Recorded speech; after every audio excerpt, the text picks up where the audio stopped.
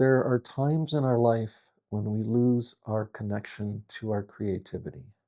We don't think we're creative anymore. We start to doubt that we ever were creative.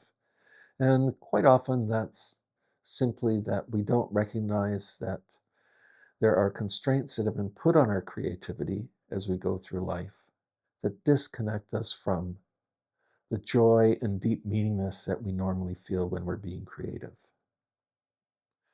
So I want to share with you my story. I reconnected to my creativity in a more meaningful way when I was in my early 40s. And I'm hoping that by sharing it, it will give you some pathway to reconnecting to your own creativity. So let's get started. In my early 40s, I received a posthumous gift from my mother. She'd had a brief illness and unfortunately passed away from it. And the day she died, when we returned to my father's house from the hospital, he pulled out a large craft envelope for me, and he pulled out one for my sister.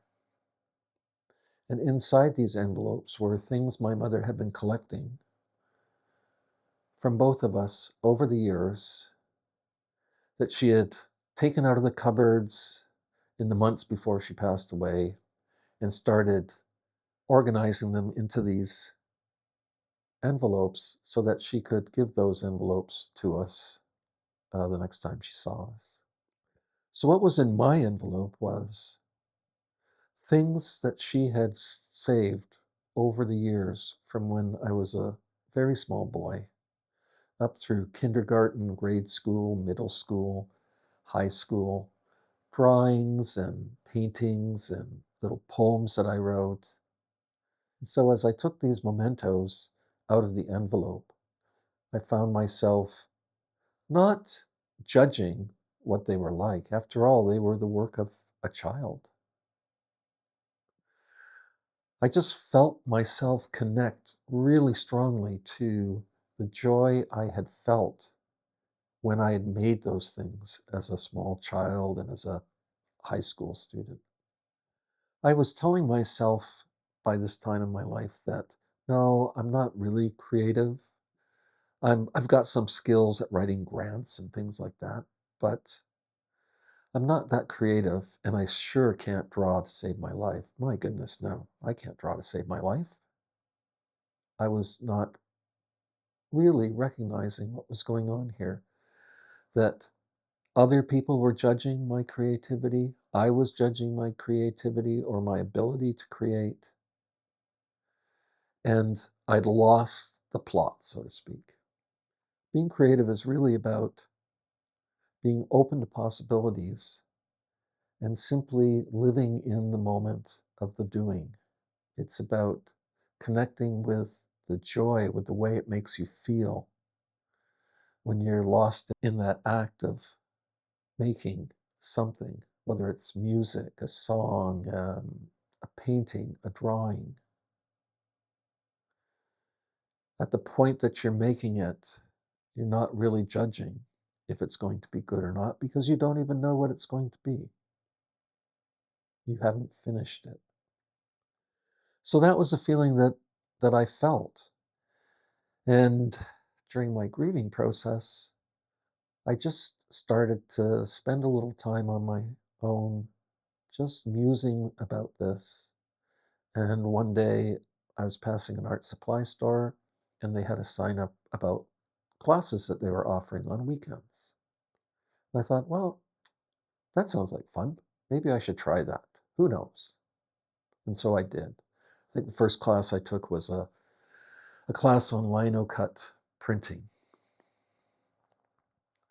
And after that class, I took another class, and then I met some printmakers, and they invited me to join their group. And this was the start of a process that went on for decades. I'm 70 now, in which I just always remained open to possibilities of exploring my creativity.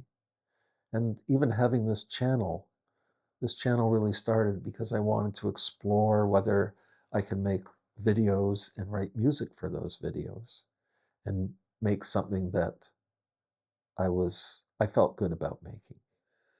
The important thing is to, I think, remember that critical voice, that sort of evil devil on your shoulder who says, you're no good at this, you can't do this. Oh, people are going to laugh when they see this. Who do you think you are? We often think that that's our voice, but it really isn't. It's the voice of all those well-meaning people that were in our lives. You know, your grandmother or your uncle, your mother, your father, your grade school teacher, your high school drama teacher. They were the ones that introduced you to the idea that you have to be critical of what you do, and it has to be held up to a standard. They're the people who told you that, oh, no, no, the sky is blue. You've made it green. That's not right. You have to make it blue. That because can't you see the sky is blue? Or, well, you drew this bush that's in our backyard, but you've made it red and it's actually not red. How could you do that? No, can't you see what it's supposed to look like? And on and on and on. I believe that there is space, no matter how busy your life, to be open to being creative again, to do it for yourself, to know that nobody ever has to see what you create unless you decide that it's good enough to show somebody else. That you don't deny yourself the joy of making something and looking at it and saying, what could I do to make this better? Or now that I've done this, what could I do that would be even more exciting than this? It's just about experimenting, just like when you were a kid, when your cousins were over and you all made up a game to play in the backyard. That was being creative. And if you say to yourself, well, I'm not really creative now. No, I'm working a factory job, for example. I challenge that. I challenge that statement. You have to be creative every day of your life. That's how we live. So think about that. A big part of creativity is solving problems. You solve problems every day, whether it's what am I going to make with one egg and some slightly moldy cheese and a few stale noodles for breakfast because I don't have anything else to have for breakfast. You've got a problem. You need to solve it, and you will solve it. You figure it out. Can't use the cheese, but I could scramble the eggs and fry up the noodles and add them together, for example. Oh no, Shelley was supposed to be carpooling the kids to school today, but she can't do it. What am I going to do? You know, my wife's already gone off in the car and I was planning on working from home. You have to solve that problem. And you do solve that problem. You want to solve that problem. So you're creative, even if you're not sure. If you're watching this, you may have seen there's this trend on YouTube, it seems, in the last 6 to 8 months. You see the title of the video is always something on, this video will find you when you need it. I'm not telling you that this video has found you when you need it. Just know that you can find your creativity when you need it. I did. Made a huge difference in my life. It's still making a huge difference in my life. I hope this helps. You don't need a posthumous gift in order to reclaim your creativity.